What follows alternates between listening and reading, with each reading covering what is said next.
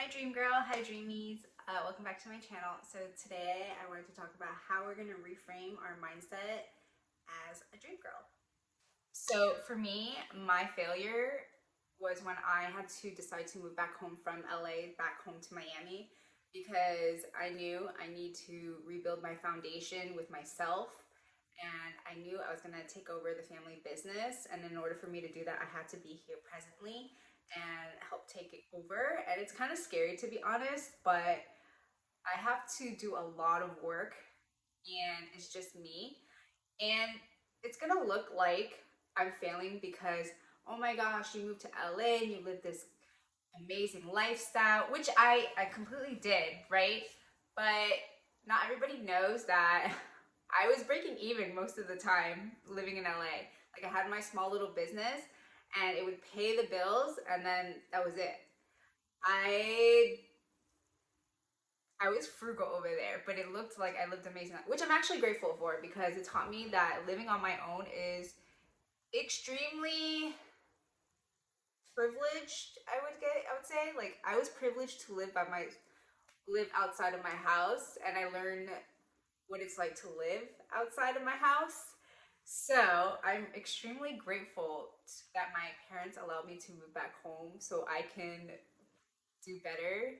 And I always think of it as an arrow. So you pull back the arrow, it's gonna look like you're failing, but you don't know where you're gonna land among the stars, basically. So I just know I'm gonna be landing among the stars one day. So take it from me, it's okay for a little setbacks so long as you know that you can believe in yourself. Okay, so I need you to reframe your mindset with either an affirmation or a mantra, right? If you failed, okay, address it, but what's next? What are you gonna do about it? You know what I mean? So for me, I literally was just like, okay, I forgive myself for the mistake, right? And I tell myself I'm more than capable of achieving my goals and dreams. I am more than deserving. And then I get up to fucking do it. That's it. Because the more times I start talking to myself, it's just me procrastinating from what I need to do. So it needs to be like quick and easy and go. You know what I mean? Like, let's go. You know? Your old you has to die for the new you to be where you need to be. Okay, so there's this 24-hour rule that I kind of like made up myself. So anytime I need to change, right? I'm going to grieve the old me, right? She's lazy. She procrastinates quite a lot, and she's kind of a little unhealthy. I know I look skinny, but don't let that fool you. I do eat a lot of junk food. And yeah, so I grieve the old me, I process it. So processing for me is either journaling it out, like, okay, old me needs to go. Like, I can no longer be living a mediocre life. If I want change, I need to change myself, right? And then if anything, if you have anger issues, you probably need to like release them, do like a punching bag or like something extreme, like maybe go hiking or something to help you release these emotions so that you can start regulating your nervous system, so then you can have clear thoughts and then try to figure out what's the next step to move forward to your dream life, you know?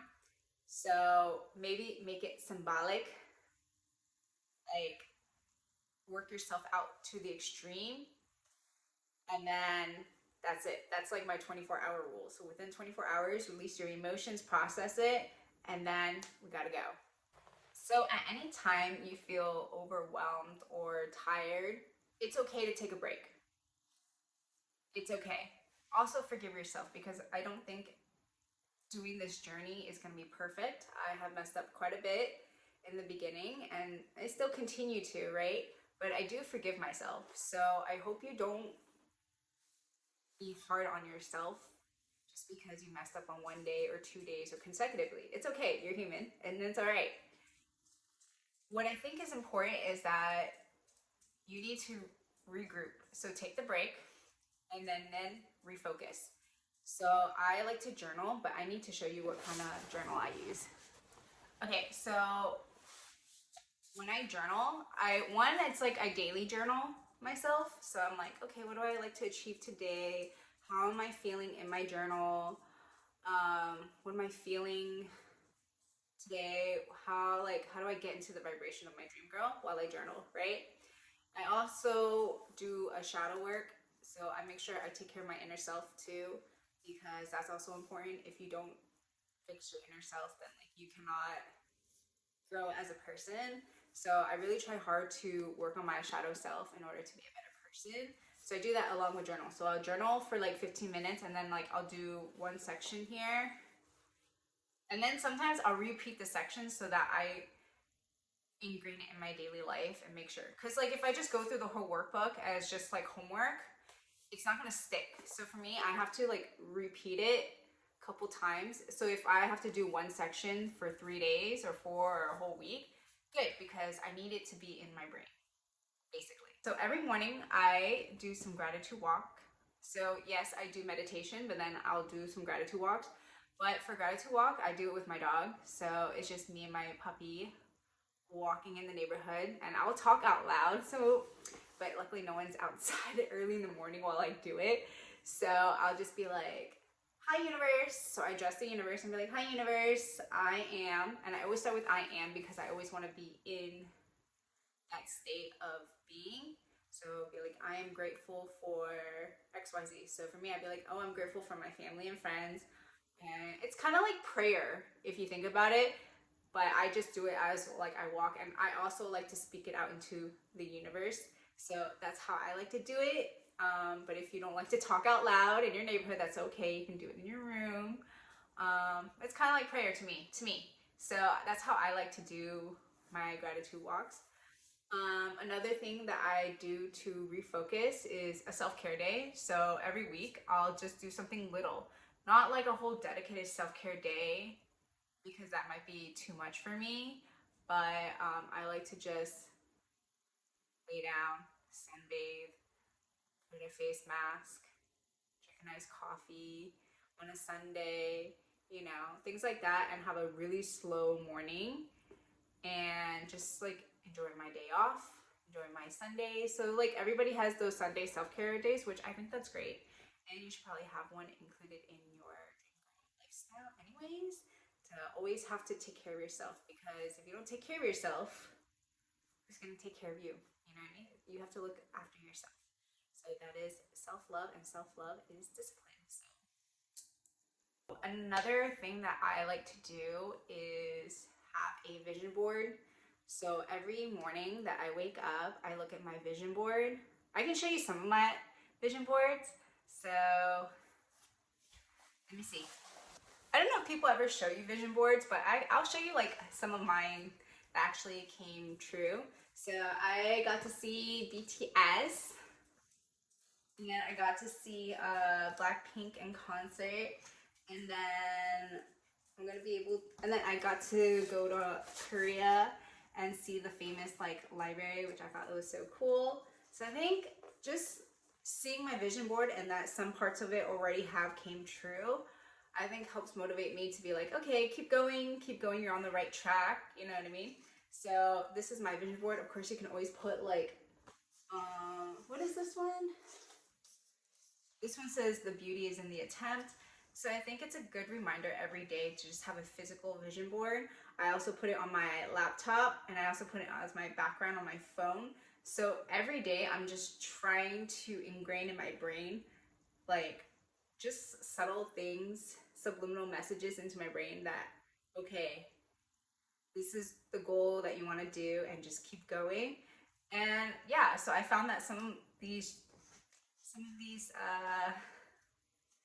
stuff has happened to me already, and I'm like really happy about it. So yeah, this is like a 5-year goal. Of course, you could do a 1-year goal, which I think would be also probably be better, so that you can focus on like easier things that you could probably do. And I should probably do that though. So yeah, but this is like my 5-year goal type of thing, or like 10-year. So I think that's pretty cool. And then my last part for refocusing is definitely do like SMART goals, smart measurable goals that help you achieve your goals in small little bits of pieces. I realized that when you set a big goal, you need to reverse engineer it to like manageable steps to get there. Because when you think of A and then you want to get to Z, you need to figure out how to get A, B, C, D all the way through the alphabet to get there. Because from A to Z, it's going to look so overwhelming, you're not going to want to do it. So yeah, you need to make small little goals that you can implement on your everyday life so that you can achieve your goals. One of the ways I make sure that my mindset is right is that I will always never talk negatively about myself. So before, I used to like do self-deprecating jokes so that I would be relatable, be like, oh, I have itty bitty titties or mosquito bite, things like that, to like joke so that the other person can feel better about themselves or whatever, right? Then I realized that that's not good for my self-esteem because I have learned to accept myself and love myself. So why would I diss myself? You know what I mean? So I have to now be more aware about how I talk about myself. So that's why when I do my gratitude walks, I also say I am pretty, I am beautiful, I am smart, I'm very capable, I am, so that I always know that I'm confident in myself.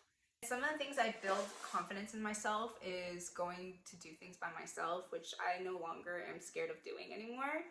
As you guys know, I solo travel around the world by myself. I meet amazing, cool people.